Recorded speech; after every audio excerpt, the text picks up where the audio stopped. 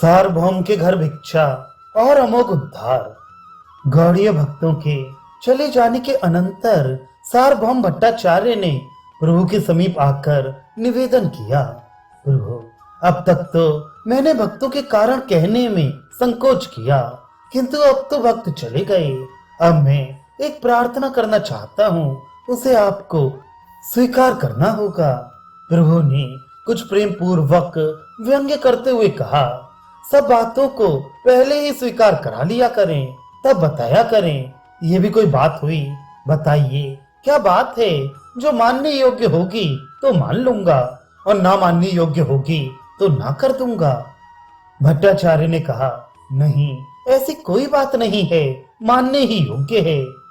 प्रभु ने जल्दी से कहा, जब पहले से ही मालूम है कि बात मानने योग्य है, तब संदेह ही क्यों किया?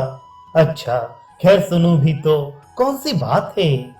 कुछ सोचते सोचते धीरे धीरे भट्टाचार्य सार्वभौम ने कहा, मेरी भी इच्छा है और पाठी की माता की भी बहुत दिनों से यही इच्छा है कि प्रभु को कुछ काल तक निरंतर ही अपने घर लाकर भिक्षा कराई जाए।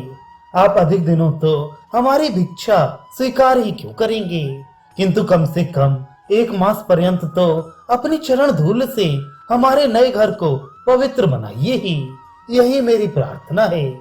प्रभु ने जोरों से हंसते हुए कहा, आप तो कहते थे मानने योग्य बात है, इस बात को भला कोई सन्यासी स्वीकार कर सकता है कि 1 महीने तक निरंतर एक ही आदमी के यहाँ भिक्षा करता रहे?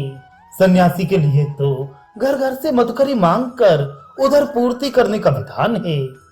भट्टाचार्य ने कहा, प्रभु इन सब बातों को रहने दीजिए, आप इस प्रार्थना को स्वीकार करके हमारी तथा हमारे सब परिवार की इच्छा पूर्ति कीजिए। प्रभु ने आश्चर्य सा प्रकट करते हुए कहा, आचार्य आप भी जब ऐसे धर्म विरुद्ध काम के लिए मुझे विवश करेंगे तो फिर मूर्ख भक्तों की तो बात ही अलग रही। 1-2 दिन कहें तो भिक्षा कर भी लूं, अंत में 5 दिन की भिक्षा बहुत वाद विवाद के पश्चात निश्चित हुई। भट्टाचार्य प्रभु को एकांत में ही भोजन कराना चाहते थे, इसलिए प्रभु के साथ ही अन्य साधु महात्माओं को दूसरे दिनों के लिए निमंत्रित किया। नियत समय पर महाप्रभु भट्टाचार्य के घर भिक्षा करने के लिए पहुंचे। भट्टाचार्य के चंदनेश्वर नाम का एक लड़का और शाठी नाम की एक लड़की थी।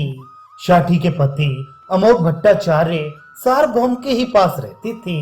वे महाशय बड़े ही अश्रद्धालु और नास्तिक प्रकृति के पुरुष थे, इसलिए सार्वभौम ने महाप्रभु की भिक्षा के समय उन्हें किसी काम से बाहर भेज दिया था। महाप्रभु को एकांत में बिठाकर सार्वभौम उन्हें भिक्षा कराने लगे। सार्वभौम की गृहिणी ने अनेक प्रकार की भोज्य सामग्रियां प्रभु की भिक्षा के निमित्त बनाई थीं। 20 प्रकार के साग, अनेकों प्रकार के खट्टे मीठे अचार तथा मुरब्बे थे। कई प्रकार के चावल, नाना प्रकार की मिठाइयां तथा और भी 50 प्रकार की वस्तुएं थीं। कुछ तो शाठी की माता ने घर में ही तैयार की थीं, कुछ भगवान के प्रसाद की वस्तुएं मंदिर से मंगवा ली थीं। सार्वभौम ने 50 पात्रों में पृथक पृथक वे पदार्थ प्रभु के सामने परोसे। महाप्रभु उन इतने पदार्थों को देखकर बड़े ही प्रसन्न हुए और आश्चर्य तथा प्रसन्नता प्रकट करते हुए कहने लगे, महान आश्चर्य की बात है, चंदनेश्वर की माता ने एक दिन में ये इतनी चीजें कैसे तैयार कर ली?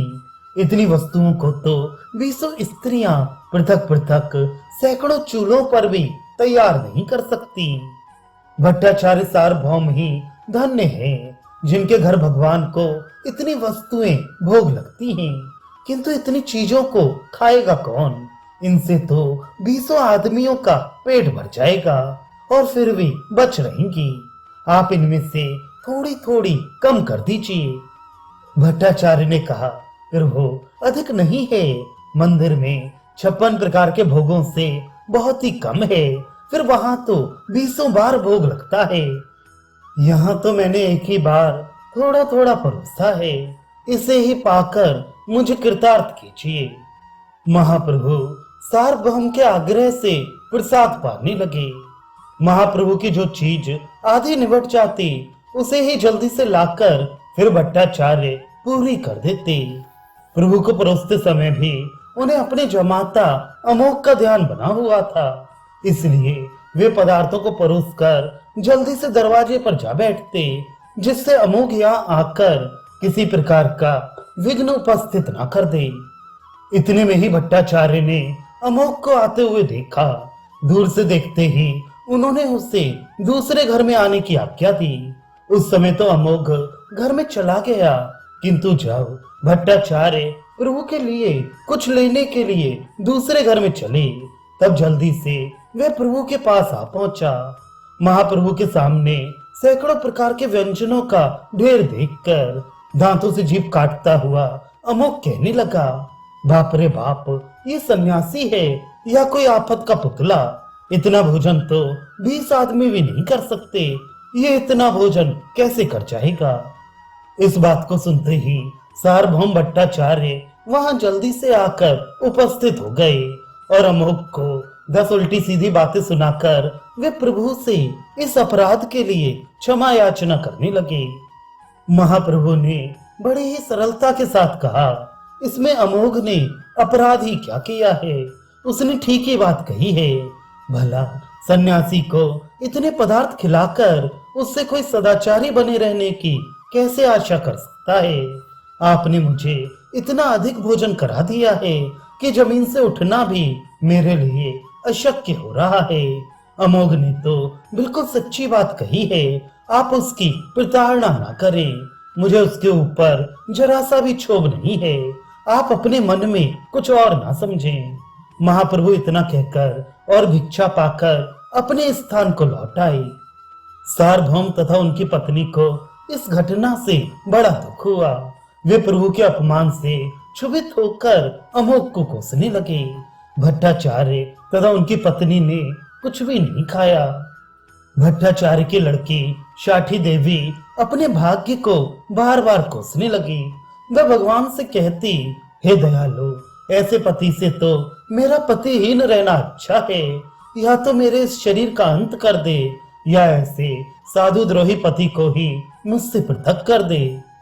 अमोघ अपने ससुर की लाल लाल आंखों को देखकर बाहर चला गया और उस दिन रात्रि में भी घर लौटकर नहीं आया। उस दिन मारी चिंता के भट्टाचार्य के परिवार भर में किसी ने भोजन नहीं किया।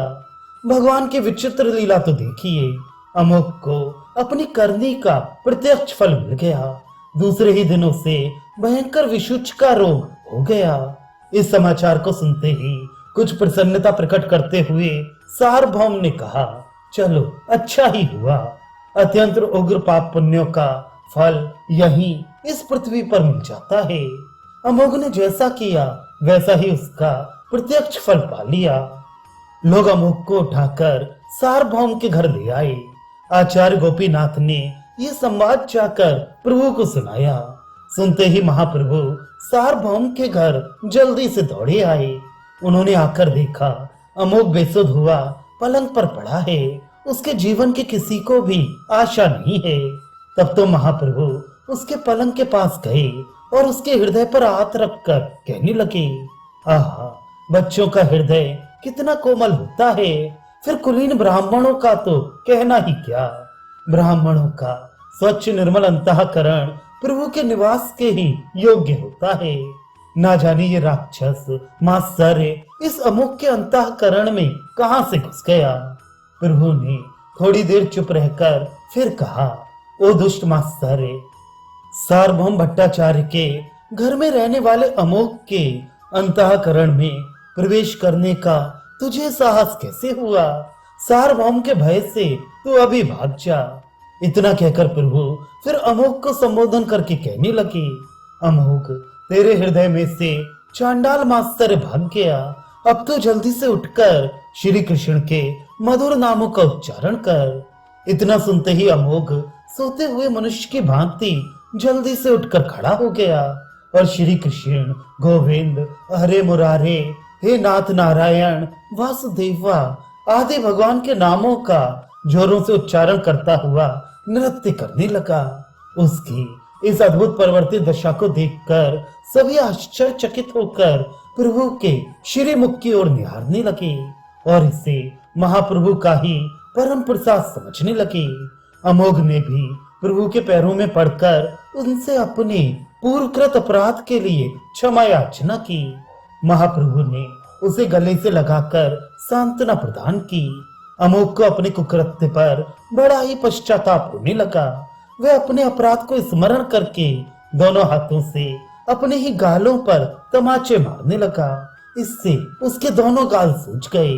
तब आचार्य गोपीनाथ ने उसे इस काम से निवारण किया।